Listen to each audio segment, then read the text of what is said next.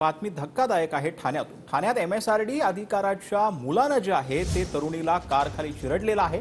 सोमवारी रात्री झालेल्या वादावरून आरोपीनं तरुणीला ही मारहाण केली आणि तिच्या अंगावरती गाडी देखील घालण्याचा प्रयत्न केला। यामध्ये तरुणी गंभीर जखमी झाली आहे। ठाण्यातील खासगी रुग्णालयात सध्या तरुणीवरती उपचार सुरू आहेत। तर महिला आयोगाकडून या घटनेची दखल घेण्यात आली आणि पोलीस आयुक्तालयाकडून अहवाल देखील मागवण्यात आला।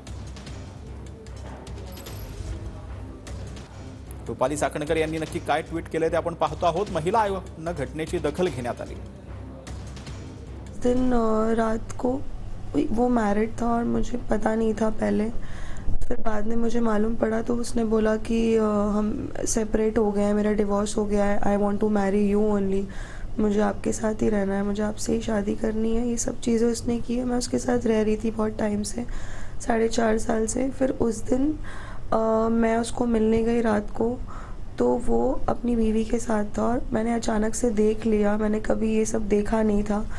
तो वो शॉक में मैं उससे बात करने की कोशिश की कि प्लीज़ मुझसे बात करो बाहर आकर के, और वो एग्रेशन उसने मेरे पे उतार दिया। वहाँ पर हमारी लड़ाई झगड़े हुए। मोमिल पाटील आणि सागर शेळके यांच्यामध्ये काही वाद झाला। त्या वादानंतर पीडित या हॉस्पिटलला ॲडमिट झालेले आहेत। पोलीस स्टेशन कासारवडवली येथे भादवी कलम 279, 338, 323, 504, 34 अन्वये संबंधितांवर गुन्हा दाखल करण्यात आलेला आहे। त्या अनुषंगाने कासारवडवली पोलीस स्टेशन पुढील तपास करत आहे। तर रुपाली चाकणकर यांनी नक्की काय ट्वीट केलेले आहे ते आपण पाहतो आहोत। महाराष्ट्र राज्य रस्ते विकास महामंडळाच्या व्यवस्थापकीय संचालकाचा मुलगा आणि पालघर भाजपा युवा मोर्चाचे अध्यक्ष अश्वित गायकवाडने जे आहे ते मित्राच्या मदतीने त्याच्या प्रियसीला जीवे मारण्याचा प्रयत्न केल्याची घटना माध्यमातून समोर आली आहे।